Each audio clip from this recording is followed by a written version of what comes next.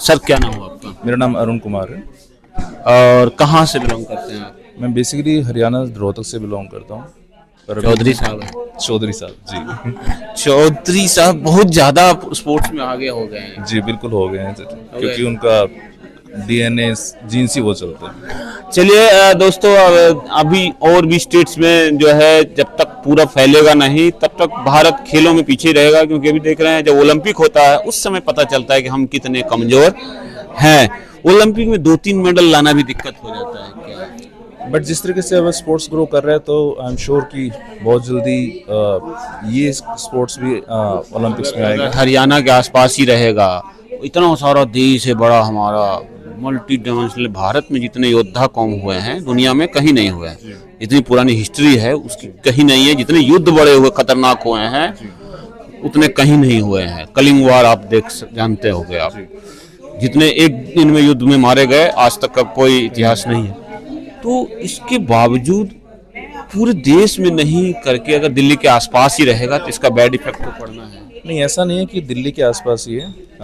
हरियाणा दिल्ली तो हो ही गया, इसके अलावा बंगाल में है बहुत सारे एथलीट्स हैं। ठीक है, इनफैक्ट हमारे बंगाल से एक एथलीट्स में स्टूडेंट है दीपानिता दास, वो भी गई थी और उन्होंने 1 घंटे first time she the first lady who played with 16 kg। ठीक है, and she achieved MS rank, जो कि अब तक IKMF में किसी भी इंडियन फीमेल ने अचीव नहीं किया है। हरियाणा देख लो कितना मेडल लाते हैं। पहलवानी में बहुत सारे आए, चलो ओलंपिक में कम आए।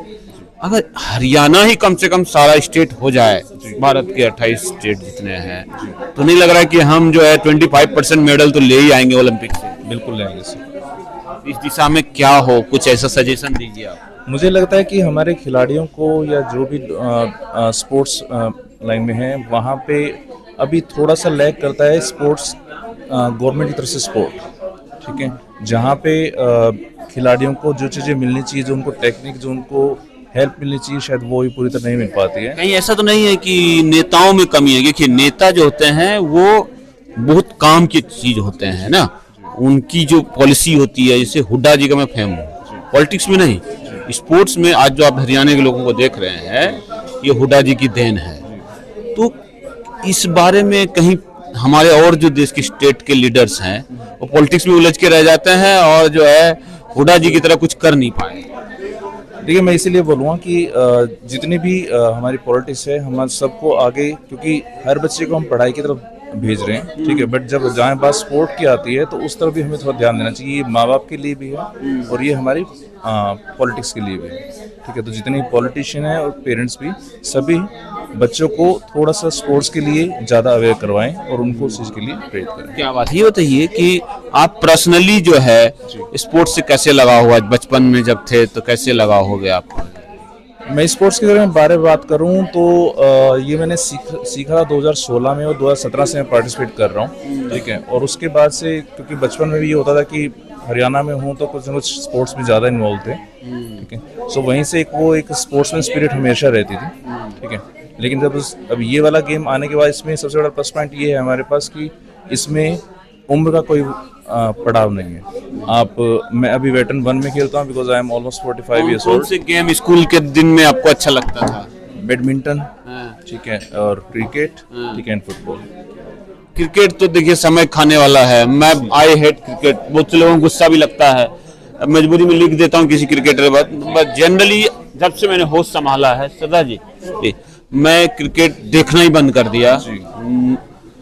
और आप जो और गेम था जिसे उसमें जिसमें कुछ अच्छा किए, वो बैडमिंटन के अलावा क्या था?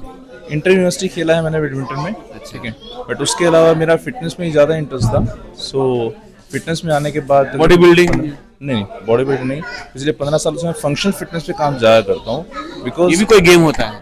ये गेम नहीं होता है, एक आम आदमी के लिए, क्योंकि अगर हम देखें तो टोटल यानी कि आप ट्रेनर हो एक तरह? जी, मैं ट्रेनर ही। अभी सुन भी रहते हैं। हाँ, 2 to 5% लोग ही केवल आर्थिक स्थिति ठीक ही हुई ट्रेनर बनने के बाद? हाँ बिल्कुल ठीक है सर। जिम ट्रेनर हो या? जी, जिम ट्रेनर। मैं जिम ट्रेनर नहीं हूँ, मैं फ्रीलांसिंग करता हूँ। अच्छा, ठीक है, बट हाँ मैंने जिम में भी काम किया होगा। फ्रीलांस भी अच्छा काम है। ठीक है, हाँ जी। जिम ट्रेनर को 1 लाख रुपए मिल जाता होगा, ऐसा कुछ है? 50,000 का? डिपेंड करता है सर।